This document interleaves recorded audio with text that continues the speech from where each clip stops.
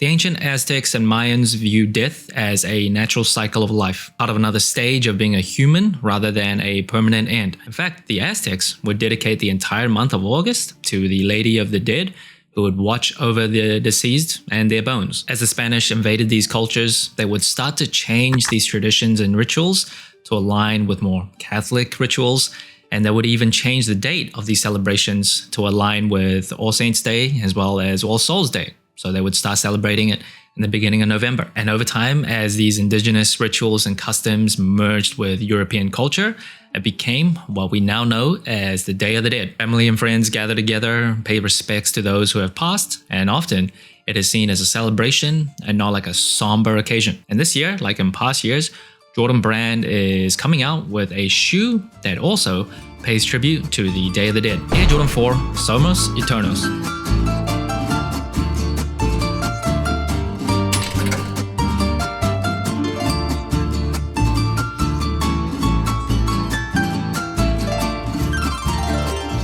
And the shoe first dropped on October 18th for $230, so I'm way late, but it is a slightly elevated price. They're trying to make this slightly more special release, and of course it celebrates the Day of the Dead. Somos Eternos, that means we are eternal, and because I'm committed to getting all the details right in my reviews, I'm going to try and pronounce it not like an idiot. So here we go. I'm going to listen to Google's pronunciation, then I'm going to give it a go. Somos Eternos. Oh, I don't know if I can do that. Somos Eternos. I don't think I can do it, but I gave it a shot. And first impressions of the shoe, I think this is pretty nice. It is pretty unique. It's got some neutral or pastel type of tones in the green, the gold. Generally, I don't love gold on my sneakers, or at least not huge amounts, unless it really works in the storytelling, like the Kobe 4 Olympic gold medal colorway. That of course works. And I think on this, that works too. The color works in terms of the execution of the storytelling, like on the tongue as well as the floral pattern. I think it looks great. Now, there is also a Jordan 1 Day of the Dead shoe that dropped this year. I don't know if there's anything else, but I definitely think, based off memory anyway, off the top of my head, this is the best one out of the pack. I will say, there's a hidden layer behind this. I think that might even be better, but I'll get to that soon. And in terms of the materials, on the base layer, it is just leather. But on the top layer, you do feel the floral pattern that is actually like textured. So when you touch it, you might not feel like exactly what you would expect when you feel just like a pure plain leather shoe. And the floral pattern here, that is all distressed. And that, according to Mexico's Nike.com, is supposed to represent the passage of time. And in terms of the overlays, like on the mudguard area, that feels like nubuck. Almost feels like leather with a matte finish. Now, speaking of this floral pattern, actually this shoe has wear-away materials, and I think that actually looks really good. And I don't actually know how many people realize that. On the tongue itself, it does feel just like nubuck, and instead of the usual Jumpman flight tag, you actually get this sun. The artwork style itself is like Mexican inspired. I don't actually know if there's like an official name for this emblem specifically. Tried to search it on Google, but couldn't really get an answer, so if you do know, please let me know in the comments below. Right behind the tongue, you would just get an upside down Air Jordan tag. There's no like mismatched branding here, despite it being a kind of special release. And the shoe doesn't come with any extra laces, just these white laces out of the box. I think it works pretty well on this colorway. I don't really know what other color I would choose, so white it is, but for like $230, I think an extra set just to make us feel better would have been great. And moving on to the booty of the shoe, of course, you get this Jordan 4 heel tab as well as a Jumpman. Usually the rule is if you have an OG colorway, you get Nike Air branding, some very special collaborations like the recent Armand Manier Jordan 4 that also got Nike Air branding on the back. This one, just Jumpman. And the softness of this heel, it's actually more stiffer than like some recent Jordan 4s they've been releasing, like the Bread Reimagined, the Military Blues, the Undefeated Jordan 4s. The Brick by Brick has a pretty soft heel tab. Not as soft as the SB Pine Greens or the SB Navies. They were meant for skateboarding, so everything, including like the wings, was softer and springier. This one is actually a little bit more stiff. Now, of course, one of the most distinct things about the Jordan 4 is those wings and the eyelets. So on the 4 eyelets there, you'll actually get like tiny little speckles.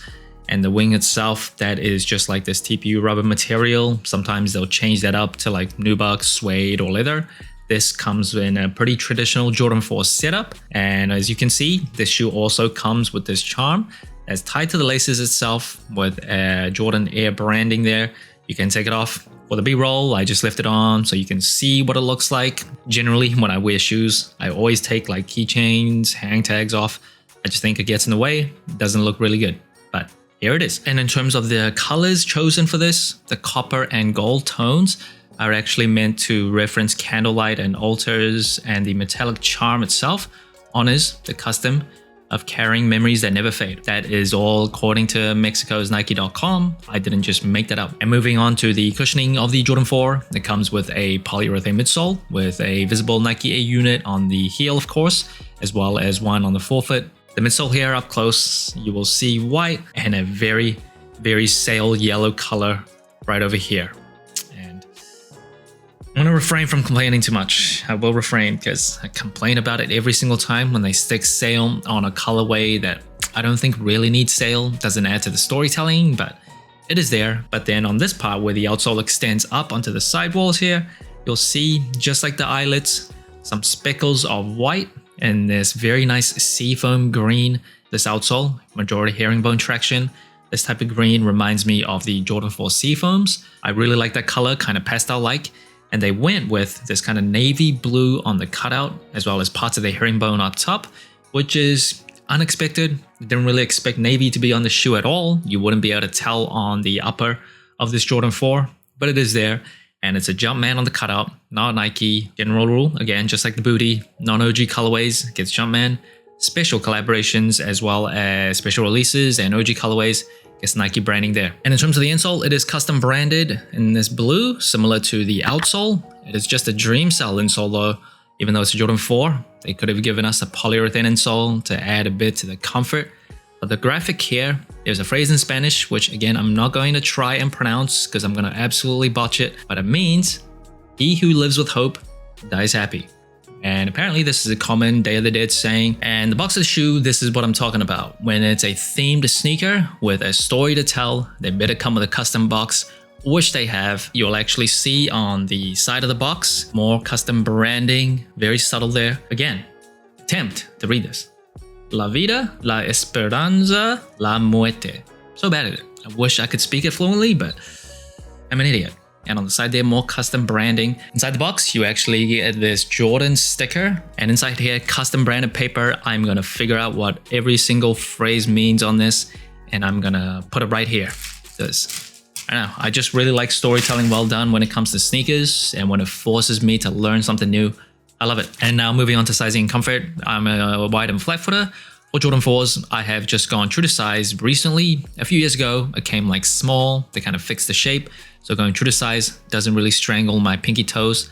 Comfort-wise though, generally Jordan 4s are the most uncomfortable shoe, like Jordan Retros anyway, and it's the same for this one. Sometimes you'll get a slightly more comfortable Jordan 4, like actually the Arma Manea Jordan 4s. That was kind of nice. The cushioning was a little bit softer out of the box. It also came with polyurethane insoles, which help with the comfort, but this came pretty stiff out of the box. Like, you do have to break it in. Feels clunky, but even after that, it's a pretty heavy shoe. This feels like a brick on feet. I know we want to have retros just come true to how it released originally back in 1989, but if they like pro-troed the Jordan 4, just to increase the comfort, just saying, I wouldn't really complain. And that brings the total sole score of the Air Jordan 4 Somos Eternos to 38 out of 50. A pretty good score compared to other special releases. Now first, it is colorway. I think this is a nice colorway. I don't think it's like legendary or absolutely Michelin star rated delicious, but it is nice. And even though the gold I don't love in a vacuum, in terms of the storytelling and execution of it, I think it fits on this shoe. And when you tear away the first layer, I like that colorway even more. And in terms of the materials, kind of hard to judge because there's like a top layer of artwork over the leather, but it does feel like decently thick. It doesn't feel super flimsy. Doesn't feel like it's gonna crease or just get destroyed super easily. I think it's good materials, but it's not like the best I've ever seen. And in terms of the comfort, this was a pretty stiff and just clunky Jordan 4 out of the box. Most of them are, but sometimes you get a nice surprise. This kind of reverted back to that stiff, just boxes on your feet type feeling that Jordan 4s can often give me. And in terms of the versatility of this shoe, Jordan 4s, super easy to wear. One of the most just mainstream casual sneakers ever. Wearability of the colorway though, it is a little bit much. There's like obviously a lot going on. The shoe, but the hints of gold, the pattern itself is kind of bold, kind of out there. So not everyone might want something this loud. The tongue itself is pretty kind of outstanding as well. So it's a decently versatile shoe, not like the most wearable. And in terms of the storytelling, I really like it. Like once you know the inspiration behind this shoe, I think it fits. I like how they explain the distressed kind of floral aesthetic. Tongue itself is different, custom branded insoles. The box and paper itself, which is very important for storytelling, like the entire unboxing experience. I think that's all well done too. And today's throwback of the day, it is the Jordan 4 Georgetown PE that dropped in 2013. There's also a 2025 version, but I'm talking about the 2013 colorway.